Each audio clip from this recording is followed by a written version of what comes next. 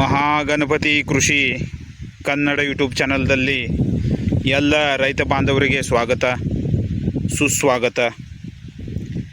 ನಾವು ಇವತ್ತು ಚೆಂಡು ಹೂವಿನ ಪ್ಲಾಟಿನಲ್ಲಿ ಇದ್ದೀವಿ.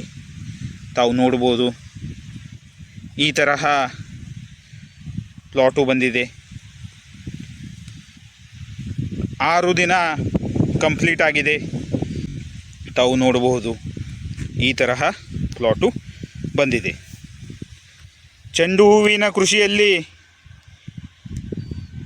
ಪ್ಲ್ಯಾಂಟೇಷನ್ ಆದಮೇಲೆ ತಾವು 1ನೇ ಡ್ರೆಂಚಿಂಗನ್ನು ಮಾಡಬೇಕು.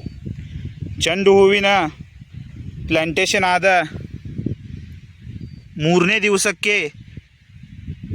ದಿನಕ್ಕೆ ತಾವು ಒಂದು ಡ್ರೆಂಚಿಂಗನ್ನು ಮಾಡಬೇಕು.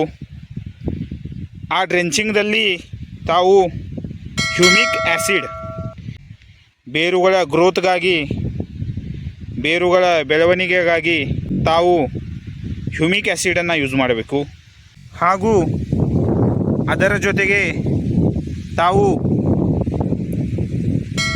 ರಿಡೋಮಿಲ್ ಗೋಲ್ಡ್ ಫಂಗಿಸೈಡನ್ನು ಯೂಸ್ ಮಾಡಬೇಕು. ಆಮೇಲೆ ಅದರ ಜೊತೆಗೆ 19-19-19 100 ಗ್ರಾಮ್ ಪ್ರತಿ ಪಂಪಿಗೆ ವಾಟರ್ ಸಾಲ್ಯುಬಲ್ ಫರ್ಟಿಲೈಸರನ್ನು ಯೂಸ್ ಮಾಡಬೇಕು. ಹಾಗೂ ಮ್ಯಾಗ್ನೀಷಿಯಮ್ ಸಲ್ಫೇಟ್ 30 ಗ್ರಾಮ್ ಪ್ರತಿ ಪಂಪಿಗೆ ಈ ವಾಟರ್ ಸಾಲ್ಯುಬಲ್ ಫರ್ಟಿಲೈಸರನ್ನು ತಾವು ಯೂಸ್ ಮಾಡಬೇಕು. ಈ ತರಹ ಈ ವಾಟರ್ ಸಾಲ್ಯುಬಲ್ ಫರ್ಟಿಲೈಸರನ್ನು ಮೊದಲನೇ ಡ್ರೆಂಚಿಂಗ್ ಸಲುವಾಗಿ ಯೂಸ್ ಮಾಡಬಹುದು. ಆಮೇಲೆ ಬಯೋಝೈಮ್ ಈ ಟಾನಿಕನ್ನು 50 ml ಪ್ರತಿ ಪಂಪಿಗೆ ಯೂಸ್ ಮಾಡಬೇಕು. ಈ ತರಹ 1ನೇ ಡ್ರೆಂಚಿಂಗನ್ನು ತಾವು ಮಾಡಬೇಕು. ಇದರಿಂದ ಗ್ರೋತು ತುಂಬಾ ಚೆನ್ನಾಗಿ ಆಗತ್ತೆ.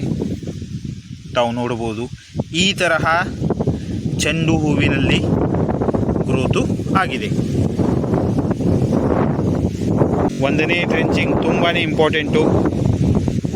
ಈ ತರಹ ತಾವು 1ನೇ ಡ್ರೆಂಚಿಂಗನ್ನು ಮಾಡಬೇಕು. ಈಗ ಭೇಟಿಯಾಗೋಣ ನೆಕ್ಸ್ಟ್ ವಿಡಿಯೋದಲ್ಲಿ. ಥ್ಯಾಂಕ್ ಯು, ಧನ್ಯವಾದಗಳು.